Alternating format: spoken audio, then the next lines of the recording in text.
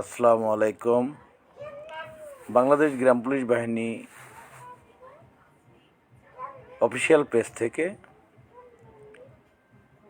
এই বাংলার অত্যন্ত প্রহরী প্রায় 46,000 গ্রাম পুলিশ পরিবারের সকলকে জানাচ্ছি সালাম ও শুভেচ্ছা। কেমন আছে এই বাংলার অত্যন্ত প্রহরী প্রায় 47,000 পরিবার? এরই আলোকপাতে আমরা গ্রাম পুলিশ বাহিনীর সকল সদস্য ভাই এবং বন্ধুরা আশা করি মহান স্রষ্টার করুণায় আমরা সকলেই ভালো আছি, বেঁচে আছি আলহামদুলিল্লাহ। বিশেষ করে আমরা একটি পবিত্র দায়িত্ব পালন করছি। রাষ্ট্রের দেয়া এই পবিত্র দায়িত্বটি পালন করতে গিয়ে আজ অনেক গ্রাম পুলিশ সদস্য ঋণের দায়ে পরিবার পরিজনের কাছে অপরাধী হয়ে উঠেছে। এই ঊর্ধ্বগতির বাজারে বাংলাদেশ গ্রাম পুলিশ বাহিনীর সদস্যরা প্রতিটা পরিবারের কাছেই যেন আমরা আজ আসামিতে রূপান্তরিত হয়েছি। তাই আমি একজন গ্রাম পুলিশ সদস্য হিসেবে নিজেকে অপরাধী মনে করি। কারণ এই পবিত্র পেশাটি বেছে নিয়েছিলাম নিজের জীবন এবং লাইফের জন্য, যে রাষ্ট্রের দেয়া অর্পিত দায়িত্ব, এই পবিত্র দায়িত্ব পালন করব, সেই সাথে পরিবার পরিজন নিয়ে হয়তোবা 3 বেলা ডাল ভাত খেয়ে বেঁচে থাকতে পারবো, আরও 5 জনের মতন সমাজের ভালোভাবে বেঁচে যেতে পারবো। হয়তোবা আমাদের ভাবনাটি বা আমাদের সিদ্ধান্তটি ভুল ছিল। বাংলাদেশ গ্রাম পুলিশ বাহিনীর সদস্যদের এই ভুল সিদ্ধান্তর কারণেই আজকে রাষ্ট্রের দেয়া অর্পিত দায়িত্ব সঠিকভাবে পালন করেও আমাদের থাকতে হচ্ছে আধারে অনাহারে। আধারে অনাহারে থেকেও রাষ্ট্রের দেয়া অর্পিত দায়িত্ব, সকল আদেশ নির্দেশ আমরা সঠিকভাবেই পালন করে যাচ্ছি। তো বাংলাদেশ গ্রাম পুলিশ বাহিনীর এই পবিত্র পোশাকটি গায়ে দেয়াই কি আমাদের অপরাধ ছিল, নাকি রাষ্ট্রের দেয়া অর্পিত দায়িত্ব আধারে অনাহারে থেকে এই দায়িত্ব পালন করাটাই কি আমাদের অপরাধ, না কেন? আজকে আমার ছোট্ট সন্তানের কাছেও জবাবদিহিতা করতে হয়। কারণ ও যে প্রশ্নগুলো করে, বাবা তুমি পুলিশ, আমার এই ছোট আয়াতখানও প্রশ্ন করে যে বাবা তুমি পুলিশ, তাহলে তোমাকে আমাকে কেক আনতে বলছিল, আনতে পারিনি, খালি হাতে ফিরে এসেছি। এতক্ষণ ওর যে আত্মনাদ ছিল, ওর যে কান্নাটা ছিল, সেটা দেখার মতন নয়। একজন পিতা হিসেবে তখনই নিজেকে এতটাই অসহায় এবং অপরাধী মনে হয় যে সন্তানের আবদারটুকু আমরা কেন যেন মেটাতে পারছি না। তো এ ধরনের অপরাধী থেকে আমরা গ্রাম পুলিশ সদস্যরা মুক্তি চাই। আমরা আইন শৃঙ্খলা বাহিনীর সদস্য। আইন শৃঙ্খলা রক্ষা করা, আইনের মাধ্যমে সকল কিছু সম্পাদন করা আমাদের কাজ। আইনকে প্রতিষ্ঠিত করাটাই গ্রাম পুলিশের কাজ, আইন শৃঙ্খলা বাহিনীর কাজ। যে কারণে তারা আইনের বাইরে যেতে পারে না।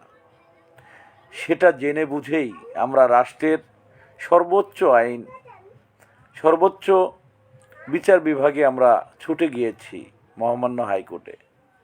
মহামান্য হাইকোর্ট থেকে বাংলাদেশ গ্রাম পুলিশ বাহিনী সদস্যদের দাবি ন্যায্য এবং ন্যায্য মজুরি, ন্যায্য অধিকার পাওয়ার জন্যই মহামান্য হাইকোর্ট থেকে একটি ঐতিহাসিক রায় দেন, যে রায়ে স্পষ্ট ভাষায় গ্রাম পুলিশ বাহিনীকে 19তম 20তম গ্রেডে 2011 সালের জুন মাসের 2 তারিখ থেকে সকল বকেয়াদি পরিশোধ করতে বলা হয়।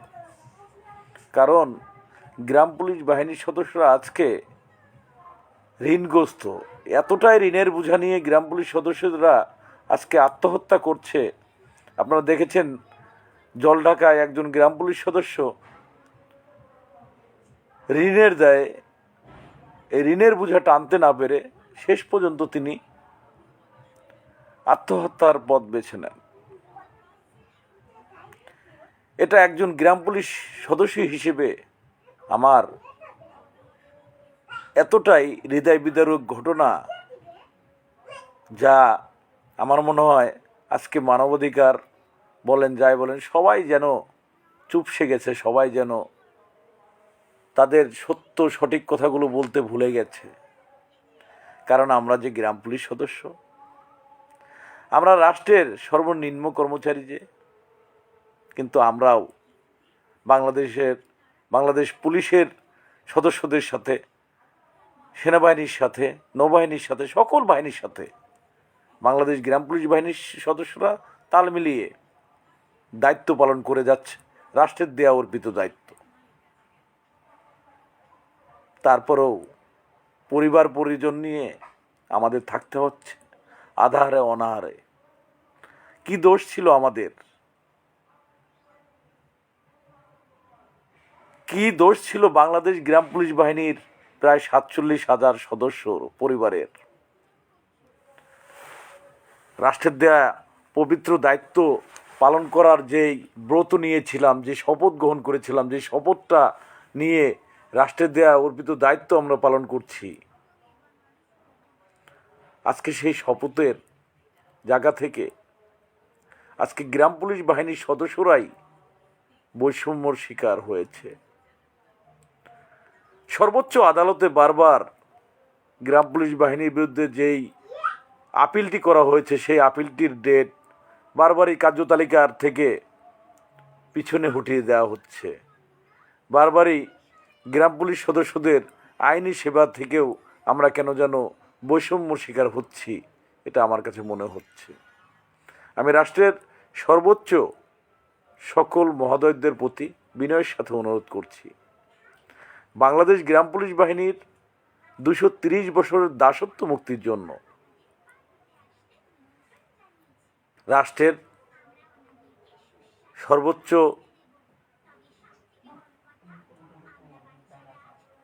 উচ্চপদস্থ সকলের প্রতি আমার করজোরে অনুরোধ, আমরা গ্রাম পুলিশ বাহিনীর সদস্যরা আজকে পরিবার পরিজনের কাছে অপরাধী হয়ে গেছি। এই রাষ্ট্রই যে আইন করেছে, যে আইনে বলা হয়েছে একটি সন্তান যদি তার পিতামাতাকে ভরণ পোষণ না করে তার বিনাশ্রম 4 বছরের কারাদণ্ড দিয়েছে আদালত, সেই হিসেবেও আমি মনে করি বাংলাদেশ গ্রাম পুলিশ বাহিনীর সদস্যরা আসলে বাবা মার ভরণ পোষণ না করার দায়ে অবশ্যই তারা অপরাধী। পরিবার পরিজন, স্ত্রী সন্তান কাউকে ঠিক মতন ভরণ পোষণ না করতে পারা এই গ্রাম পুলিশ সদস্যরা সর্বোচ্চ শাস্তি তাদের হওয়া উচিত। তাদেরকে ওই জেলখানায় নিয়ে আটকে রাখা উচিত। কারণ আমি একটা জিনিসই মনে করি, রাষ্ট্রের দিয়ে পোশাক পরে আমি আমার পরিবারের সদস্যদের যেমন কষ্টের তাদের চাহিদা পূরণ করতে পারি না, তারা যেটা চায় সেখানে আমি বারবারই পরাস্ত হচ্ছি, যে কারণে আমার মতন মানুষ, আমার মতন অপরাধী, আমি আমার বাবা মার ভরণ পোষণ করতে পারি না, তাই আমার মতন এই অপরাধীদেরকে জেলে রাখলে অন্তত বাবা মাও ভাববে আমার ছেলেটা বাইরে নেই, ও কী করে আমাকে দেখবে। আমার স্ত্রী সন্তান তারা চিন্তা করবে সে তো বাইরে নাই, এই সামান্য বেতনে তো হয়তোবা তাদেরও সেই অভিশাপ থেকে একটা পরিবার পরিজনের যদি সঠিকভাবে আমরা সংসার না চালাতে পারি, এই যে অভিশাপ, এই অভিশাপ থেকে আমরা কি মুক্তি পাবো? আমার মনে হয় না। তাই বাংলাদেশ গ্রাম পুলিশ বাহিনীর সকল সদস্যদের প্রতি আমার অনুরোধ, রাষ্ট্রের যে সর্বোচ্চ আইন আদালত, সেই আদালতের যে কার্যক্রমগুলো আছে আপনারা সকলে ঐক্যবদ্ধভাবে এগিয়ে নেবেন। আপনি আপনার অধিকারের জন্য যা যা করণীয় করবেন। আমার মতন উজ্জ্বল খান যদি মারা যায় তাহলে কি এই মামলাটা এখানেই মরে যাবে, না আপনাদের এই মামলাটা শেষ করতে হবে? যদি স্বপ্ন পূরণ করতে হয়, গ্রাম পুলিশের স্বপ্ন বাস্তবায়ন করতে হয়, আপনি কি মনে করেন এমনি এমনি শুনানি হয়ে যাবে? আপনি কি মনে করেন উজ্জ্বল খান মরে গেল, আইনজীবীরা সব মরে গেল, এই আদালতের রায়টা এমনি এমনি হয়ে যাবে?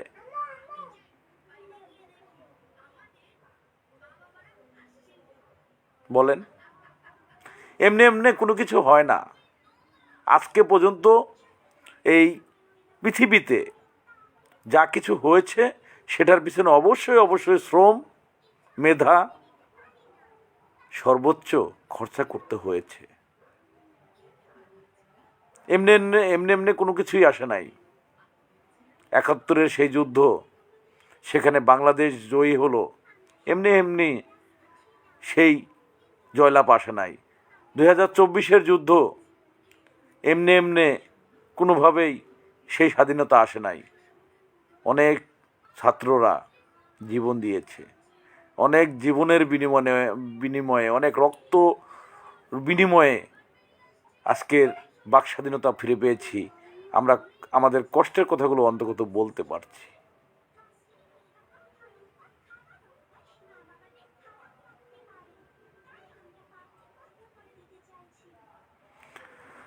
জি মনিরুল ভাই, ওয়ালাইকুম সালাম ওয়া রাহমাতুল্লাহি ওয়া বারাকাতুহু।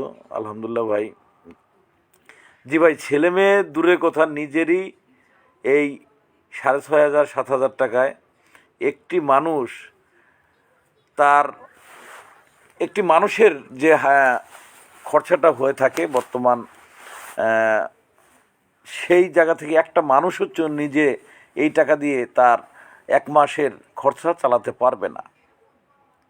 তাহলে একজন গ্রাম পুলিশ সদস্য কত ঋণগ্রস্ত। আমি আজকের লাইভের মাধ্যমে যারা লাইভে আছেন আপনাদের অনুরোধ করব লাইভটি শেয়ার করে দিবেন, আর সেই সাথে সকল সদস্য আইনের মাধ্যমেই আমাদের গ্রাম পুলিশের স্বপ্নটি পূরণ করার জন্য প্রস্তুতি নেন। আমরা যেহেতু আইনশৃঙ্খলা বাহিনীর সদস্য, আমরা আন্দোলন করতে পারি না, ঠিক আছে। রাষ্ট্রের সর্বোচ্চ আইনকে আমরা শ্রদ্ধা জানাই, আদালতের প্রতি আমাদের আস্থা আছে, যে কারণে আমরা আদালতে ছুটে গিয়েছি। অবশ্যই আদালতের মাধ্যমে গ্রাম পুলিশের স্বপ্ন পূরণ করার জন্য সকলেই ব্রত করুন, শপথ গ্রহণ করুন। যতক্ষণ পর্যন্ত গ্রাম পুলিশ বাহিনীর স্বপ্ন আমরা মহামান্য সুপ্রিম কোর্ট থেকে ছিনিয়ে না আনতে পারবো, ততক্ষণ পর্যন্ত অন্তত নিরবিচ্ছিন্নভাবে রাষ্ট্রের দেওয়া অর্পিত দায়িত্ব পালন করব। সেই সাথে সকলে মিলে সর্বোচ্চ আদালত থেকে গ্রাম পুলিশ বাহিনীর স্বপ্নটিকে অবশ্যই ফিরে নিয়ে আসবো ইনশাল্লাহ। এ ধরনের শপথ নিয়ে কারা কারা জাতীয়করণ চান, কারা কারা জাতীয়করণের জন্য প্রস্তুত আছেন, জাতীয়করণ মহামান্য হাইকোর্টের রায়টি বাস্তবায়নের জন্য প্রস্তুত আছেন, তারা অন্তত কমেন্ট করে যাবেন। এই লাইভটি যারা দেখেন, যারা দেখবেন, হয়তোবা এখন যারা দেখছেন, পরবর্তীতে যারা দেখবেন, আমি সকলের কমেন্টগুলো আশা করছি, সকলের মনের অভিমতটা আমি আশা করছি যে আপনাদের মহামূল্যবান যে মতামতটা, সেই মহামূল্যবান মতামতটা দিয়ে আপনারা কতটুকু প্রস্তুত আছেন, না শুধুমাত্র ফেসবুকে এসে এবং ফোনের মাধ্যমে ফোন দিয়ে শুধুমাত্র উন্নয়নের কি হয়েছে ভাই, কি উন্নয়ন হয়েছে, এগুলো জানার জন্যই কি আপনারা শুধু আছেন, না নিজেদের অধিকার বাস্তবায়নের জন্য আপনারা প্রস্তুত আছেন? এবং আপনারা কতটুকু প্রস্তুত আছেন সেটা নিশ্চিত করেন, তাহলেই হয়তোবা, কারণ যে কোনো কিছু অন্যের দায় দেওয়ার আগে ভাবতে হবে আমার দায়িত্বটা আমি কতটুকু পালন করতে পেরেছি। শুধুমাত্র কি তারই দায়িত্ব, না আমাদেরও দায়িত্ব আছে? আমি মনে করি সকল গ্রাম পুলিশ বাহিনীর সম্মানিত ভাই এবং বন্ধুরা সকলেই নিজের অধিকারের জন্য, নিজের পরিবারের জন্য হলেও আমরা যেন আমাদের অধিকারটি ফিরে পাই, আমাদের ন্যায্য অধিকার যেটাকে বলা হয়, ন্যায্য পাওনা। আমি পরিশ্রমের যে পরিশ্রমটা করছি সে পরিশ্রমের পারিশ্রমিকটি আমি চাই। আমি কারো কাছে ভিক্ষা চাই না, আমি আমার অধিকার চাই। বাংলাদেশ গ্রাম পুলিশ বাহিনীর চাকরি জাতীয়করণ চাই। কারা কারা বাংলাদেশ গ্রাম পুলিশ বাহিনীর সদস্যদের স্বপ্ন গ্রাম পুলিশের চাকরি জাতীয়করণ চান, তারাই কমেন্টগুলো করে যাবেন।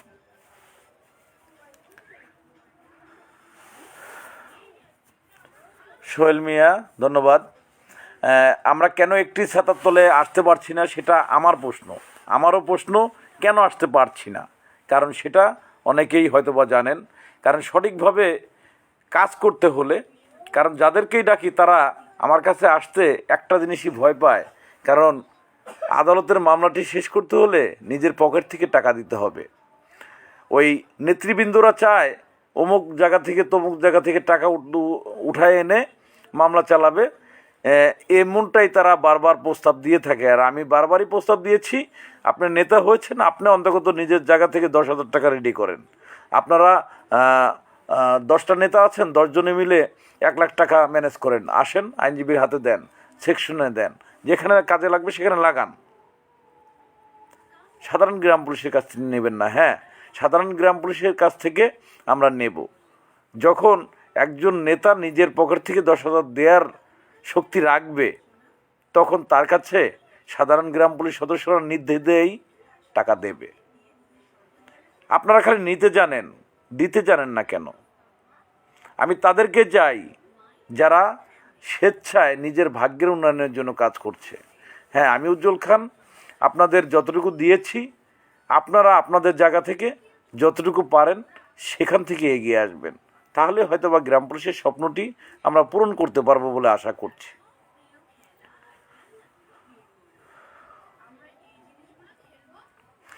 ধন্যবাদ ইলিয়াস ভাই। আপনাদের সালতা উপজেলার সকল গ্রাম পুলিশ সদস্যরা অপেক্ষা আছে আলহামদুলিল্লাহ। তো সকলকে এগিয়ে আসতেও ভুল করা যাবে না, এগিয়েও আসতে হবে। সেক্ষেত্রে প্রস্তুতি নেন, কারণ আজ পর্যন্ত কোনো অধিকার, কোনো কিছুই কাউকে কারো বাড়িতে এনে দিয়ে যাওয়া হয়নি। সেটা অধিকার বাস্তবায়ন করার জন্য তাকেই নিজের জায়গা থেকে এগিয়ে আসতে হয়েছে, নিজের জায়গা থেকে নিজের অধিকার চাইতে হয়েছে, তাহলেই অধিকার পেয়েছে বা তারা তাদের স্বপ্নর সে চূড়ায় যেতে পেরেছে।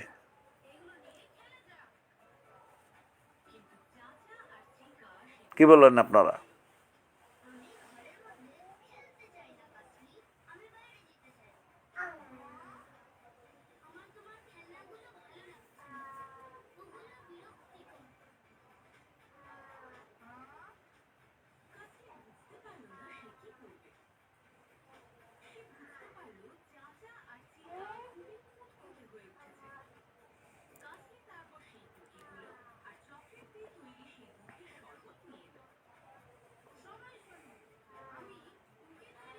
আমি সকলের মতামতই আশা করছি।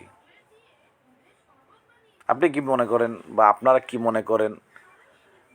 আপনাদের সুপরামর্শ অনুযায়ী আমরা কতটুকু কি করতে পারি, কতটুকু আগাতে পারি। সোহেল মিয়া ভাই, ধন্যবাদ আপনাকে, আমাদের সঙ্গে আছেন, ধন্যবাদ আপনাকে। খালি সঙ্গে থাকলে হবে না, মাঝে মাঝে আপনাদেরকেও এগিয়ে যেতে হবে, আপনাদেরকে অনুসরণ করেই আমরা এগিয়ে যাব।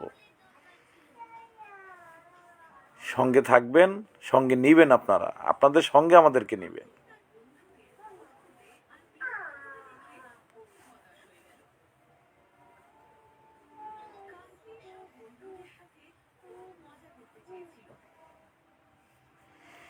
আমি আপনাদের সকলেরই মতামত কামনা করছি, কারণ সকলে আপনারা কি জাতীয়করণ চান না বেতন বৃদ্ধি চান, কোনটা চান? আপনাদের মতামতগুলো আমি জানতে চেয়েছি।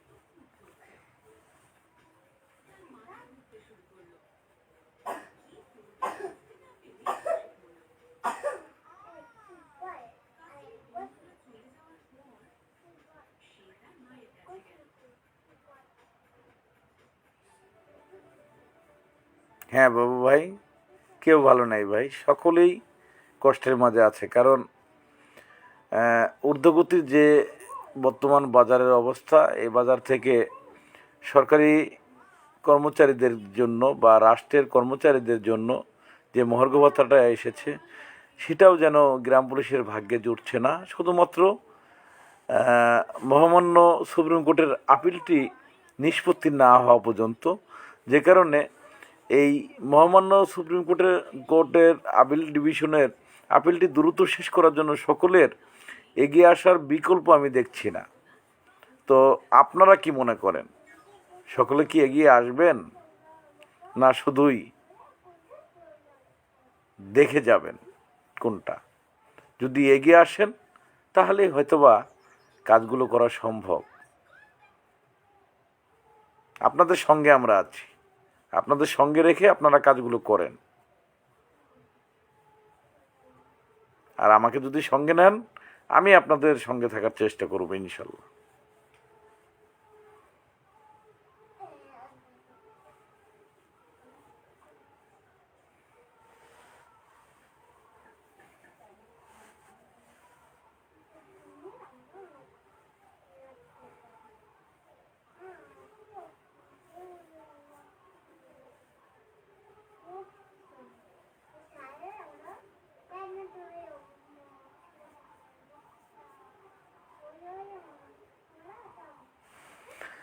যাই হোক, কোনো মতামত পাচ্ছি না।